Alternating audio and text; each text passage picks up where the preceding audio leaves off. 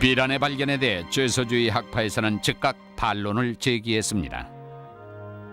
우선 한 문구에 불과해서 결정적인 증거로 보기 어렵습니다. 또한 다윗의 집이라는 뜻이 될 수도 있죠. 둘째로 전후 문명이 분명치 않아서 확실한 의미를 잡기 어렵습니다. 세 번째로 다윗이라고 해석한 글자가 다른 뜻일 가능성도 많아요. 성서에서도 도드는 삼촌도 되고 가까운 사이도 되죠.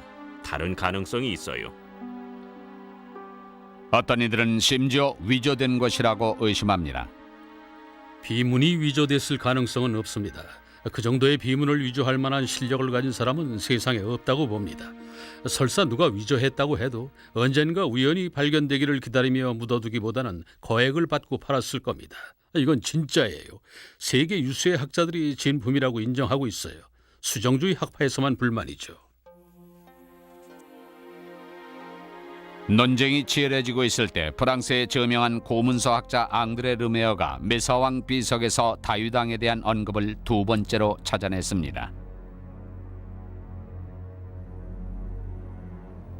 다윗 왕이 언급된 세 번째 비문은 1999년에 이집트의 카르나크에 있는 한 무덤 벽에서 발견됐습니다. 이 세 번째 비문은 상당히 의역을 하긴 했지만 성서를 믿는 사람들은 세 개의 비문이 다윗 왕의 존재를 확인해 주기에 충분하다고 봅니다. 결국 극단적인 최소주의자들을 제외하고는 다윗 왕이 실존 인물이라고 생각하게 됐습니다. 하지만 알려진 것처럼 그렇게 위대한 업적은 없었다는 주장도 있습니다. 이게 뭐 본질적인 문제는 아닙니다만 현재까지 나온 고고학적 증거들을 토대로 판단해 볼 때 다윗 왕이 왕국을 건설한 게 아니고 예루살렘 전체를 통치했던 것도 아니라고 봅니다. 기껏해야 언덕 위에 움막 몇 개 지어놓고 살았겠죠. 그래서 뭐가 문제죠? 통치 지역이 중요한가요? 그건 중요하지 않습니다. 영향력이 중요하죠. 크기는 중요한 게 아닙니다. 3000년 뒤에 사람들이 교황을 보고 뭐라고 평가할 것 같습니까? 어딜 다스렸죠? 영토라고는 로마의 한 구석에 불과한데요. 크기로 따지면 별 볼 일 없죠. 하지만 그게 아닙니다. 다윗 왕이 콧구멍만한 영토를 가졌다고 해도 상관없습니다. 뭘 따집니까? 문제는 백성들한테 어떤 왕이었느냐 하는 겁니다. 그는 수백 년 뒤에 후대 왕들에게까지 큰 영향을 주었습니다. 모두들 다윗의 후계자를 자처하죠. 그게 중요한 겁니다. 성서에 보면 이스라엘은 다윗 왕과 솔로몬 왕의 통치하에서 번영을 누렸다고 기록되어 있습니다.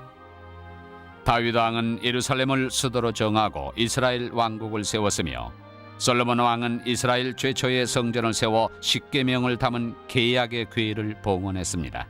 다윗 왕이 예루살렘의 심장이라면 솔로몬 왕은 예루살렘의 정신입니다. 솔로몬이 여호와의 성전을 완성하자 여호와께서 말씀을 내리셨다. 네가 나에게 한 간절한 기도를 모두 들었노라. 네가 세운 이 성전을 성스럽게 하여 영원히 나의 것으로 삼고 내 눈과 마음을 영원히 그곳에 두리라. 이때가 비로소 이스라엘 역사의 시작입니다. 사울 왕이나 다윗 왕은 소규모의 족장에 불과했죠. 솔로몬 왕이야말로 최초의 군주입니다. 솔로몬 왕은 위대한 통치자였습니다. 다른 나라에서 부러워할 만한 왕국을 건설했죠. 시바의 여왕이 그의 지혜에 반해서 선물을 갖고 찾아왔다고 할 정도였어요. 솔로몬 왕국은 천리 밖에서 눈에 띄일 정도로 아름답고 휘황찬란한 궁전을 지을 만큼 번성했다고 합니다. 고대 이스라엘 왕국의 번영을 보여주는 가장 확실한 증거는 다윗 왕이 아니라 솔로몬 왕의 시대에서 찾을 수 있을 거라는 주장도 있습니다. 그의 아버지 다윗 왕과 마찬가지로 솔로몬 왕의 유적도 당연히 예루살렘에 있다고 봐야 합니다. 하지만 종교적인 영토 분할 때문에 유적 후보지 대부분이 발굴되지 못하고 있습니다. 고고학자들이 솔로몬 왕의 유적을 파헤치는 게 거의 불가능한 실정이죠. 다윗의 도시였다고 하는 오벨 지역은 거의가 아랍계 팔레스타인인들의 거주 지역입니다. 이들이 세상에서 가장 싫은 일이 바로 자기네 집 마당을 파헤쳐서 솔로몬 왕의 유물을 찾아내고 거기에 박물관을 짓는 일이죠. 그들은 절대로 하고 싶지 않은 거예요. 자기네 동네와 전통을 그대로 유지하고 싶어 합니다. 이스라엘 정부를 돕는 일을 한다는 것은 혁명을 일으키는 것만큼이나 어려운 일입니다. 지금까지 솔로몬 왕의 성전에서 나온 것으로 추정되는 유물은 단 하나에 불과합니다. 상아로 만든 성류 모양의 관장머리 부분인데 여호와의 성전 사제들에게라는 글자가 새겨져 있습니다. 성전 지역 전체가 지금은 이슬람 성지로 변해 있기 때문에 고고학자들이 접근하는 게 불가능합니다. 아무리 솔로몬 왕의 성전을 발굴하고 싶어도 할 수가 없죠. 이슬람 성지인 이곳은 함부로 파헤칠 수가 없습니다. 솔로몬 왕 당시 예루살렘의 절반에 해당하는 지역에 고고학자들은 아예 발을 들여놓을 수가 없는 상황이었죠. 발굴이 불가능한 예루살렘 지역에 실망한 고고학자들은 다른 곳에서 솔로몬 왕의 유적을 찾아 나섰습니다. 성서에 따르면 솔로몬 왕이 세웠다는 도시가 3군데 있습니다. 솔로몬 왕은 왕실 양곡과 말을 비축하기 위해 하솔, 메기도, 게셀의 성을 세웠다.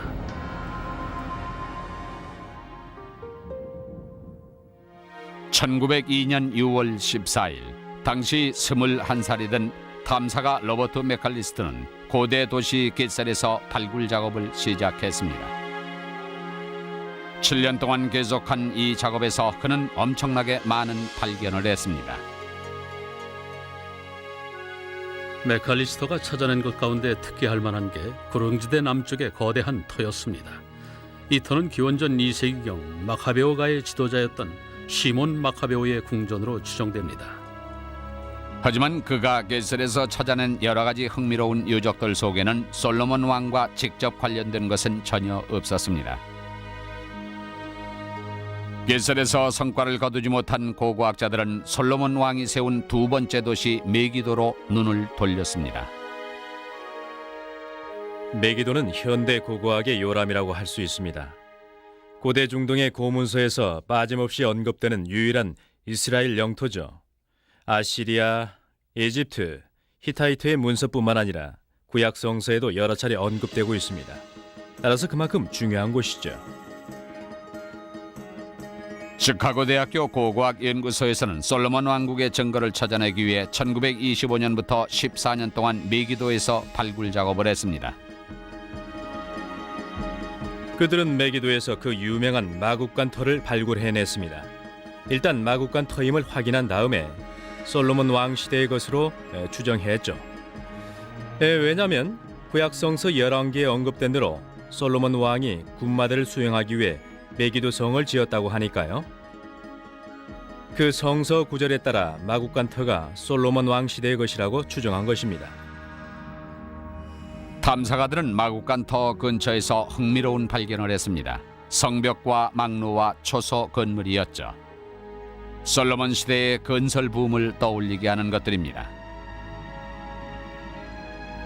시카고 대학 발굴팀은 처음부터 성서의 내용을 토대로 메기도에서 관련 유적을 발굴하려고 시도했습니다. 그러자 학계의 관심은 솔로몬 시대의 건설 붐 속에서 세워진 마지막 도시로 모아졌습니다. 바로 하솔이죠.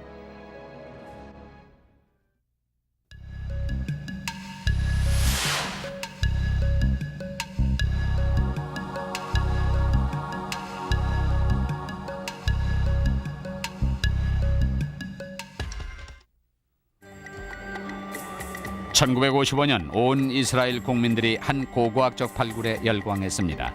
솔로몬 왕의 도시 가운데 하나가 메기도라는 사실이 밝혀진 것이죠. 이스라엘 역사상 최대 규모의 발굴 작업이 또 하나의 도시인 하솔에서 시작됐습니다. 하솔의 왕은 성경에서 가나안의 왕으로 일컬어졌습니다. 하솔이라는 도시 국가의 왕이었지만 그것이 워낙 요충지이고 중요하기 때문에 가나안 전체에 지배력이 미치는 왕 노릇을 했다는 뜻입니다. 요즘으로 말하면 로스앤젤레스나 런던, 파리에 해당할 만큼 중요한 지역이었습니다. 요충지였죠. 1955년 여름 고고학자 이가일 야딘은 고대 도시 하솔에 대한 발굴 작업에 착수했습니다. 솔로몬 왕의 유적을 찾던 그는 메기도에서 나왔던 것과 유사한 성벽을 발견하자 흥분에 휩싸였습니다. 발굴팀이 성벽 끝까지 도달하자 야딘은 메기도에서 발굴한 성문의 위치를 근거로 하여 예상 지점을 파보도록 약도를 그려주었습니다. 놀랍게도 그의 예상대로 성문이 나타났습니다. 야딘이 표시한 바로 그 지점에서요. 야딘은 메기도 성문의 형태를 잘 알고 있었습니다. 그리고 하솔의 성문도 메기도와 똑같을 거라고 확신했죠. 그래서 그 위치를 어림잡아 맞출 수가 있었고 작업하는 사람들도 다 놀랐습니다. 이들은 성서에 대한 믿음이 깊었죠. 성서에서 언급된 대로 과연 메기도에서와의 마찬가지로 유적이 발견된 겁니다. 야딘은 동일한 구조의 하솔과 메기도의 성문을 육방문이라고 명명했습니다. 하솔에서 나온 토기 유물들은 성문이 기원전 10세기경의 것이라는 확신을 주었습니다. 솔로몬 왕의 통치 기간이었죠. 고고학자 암논 벤 토르는 야딘의 제자로서 하솔 발굴에 참여했습니다. 그리고 육방문의 연대를 밝히는 데 기여했죠. 저는 솔로몬 왕이 세운 성이든 프랑스 왕비가 세운 성이든 그건 별로 상관하지 않습니다. 고고학자로서 연대를 따져본 결과 기원전 10세기로 추정을 했죠. 그리고 나서 성서를 펼쳐보니 이런 생각이 들었습니다. 성서에서 어떤 이야기가 이 유적과 관련이 있을까? 그런데 이 유적과 관련 있는 내용은 솔로몬 왕이라는 인물뿐이었습니다. 하솔에 성을 세웠다는 거죠. 그래서 연관 지은 겁니다. 이제 자신 있게 말할 수 있습니다. 솔로몬 왕국을 의심하던 사람들이 대답해야 할 차례라고요. 그러나 한 가지 의문이 야딘의 머릿속에 맴돌았습니다. 성서의 이야기가 맞다면 왜 게셀에서는 비슷한 성문이 발견되지 않았을까? 이 의문을 풀기 위해 야딘은 1912년 로버트 맥칼리스터가 발굴했던 당시의 기록을 샅샅이 검토해봤습니다. 야딘 교수는 마카베오 성의 구조를 살펴본 결과 나머지 절반 부분을 합친다면 하솔과 메기도에서 발견된 것과 동일한 성문이 있었다고 추정할 수 있다는 걸 깨달았죠. 야딘은 깜짝 놀랐습니다. 맥칼리스터는 발굴된 도기들을 무시한 채 연대를 추정했으며 성문을 마카베오 성이라고 잘못 판단한 것입니다. 야딘 교수는 그의 고고학 연구에 금자탑을 세울 만한 업적이라고 믿었죠. 도면만 보고 솔로몬의 성문을 밝혀냈으니까요. 야딘은 전 세계에 그의 발견을 알렸습니다. 성서의 내용 몇 줄만으로 건축 구조의 연대를 추정해낸 경우는 고고학 사상 처음일 것이다. 이것이 솔로몬의 유적이라고 보는 근거는 열왕기의 내용과 층소학적 분석 그리고 도기 유물이다.